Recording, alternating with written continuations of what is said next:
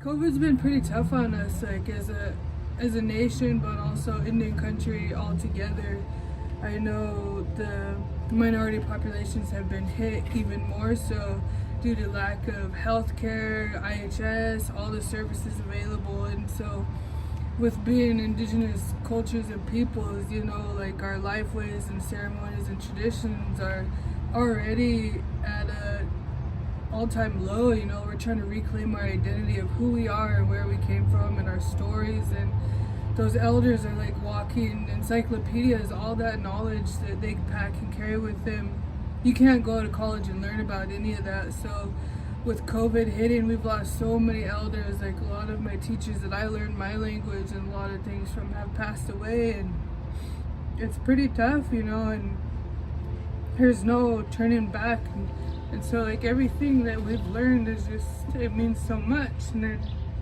COVID, it's just tough, and so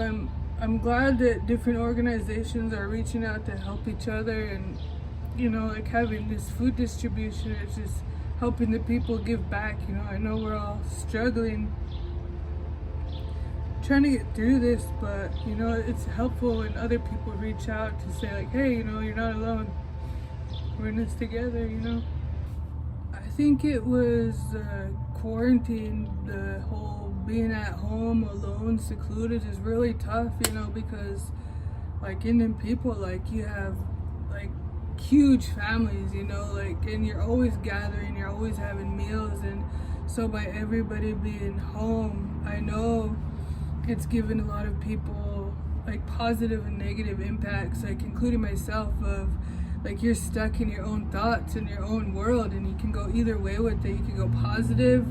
and like create some amazing things and like start businesses and stuff, or it could be negative. You could just like drink and be in your thoughts, and like that's why a lot of people have those substance abuse issues. You don't want to go through those feelings, and I know being home, like you're just stuck in your own world and your own thoughts, and I kind of struggled with it at first, like great, just stuck home, but then it really gave me a opportunity to really think of like who and what I am and about my family, what's really true to you, what means the most to you, and so by staying home, I really worked on my mental health a lot during this pandemic time, because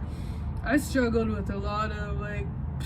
negative stuff growing up, and it was slowly working on it over the years, but the pandemic just really made me dive deep and like truly try to like heal from the inside out. And so it's true, you always hear that like you can't help anybody unless you help yourself, and so like I've dealt with a lot of issues, like talking about them, going through them, even talking to the people about them that I have issues with, and that's something I would have never done, like I just ran from it. But the positive that came out of it, I had a son and he's almost 1 now, and so he was one of those,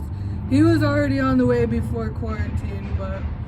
it just like gave me that opportunity to stay home with him. He's almost, in July he'll be 1, and like I didn't ever imagine staying home the whole first year with him. You gotta work, you got bills, you got diapers, and so I just took it as a blessing. Like it's definitely something positive that I love that came out of this quarantine pandemic, and I just feel so much lighter, being able to kind of be free, like a burden was lifted off of me, even though amongst all the chaos and sadness and hurt and loss, there is some beautiful things that came out of it.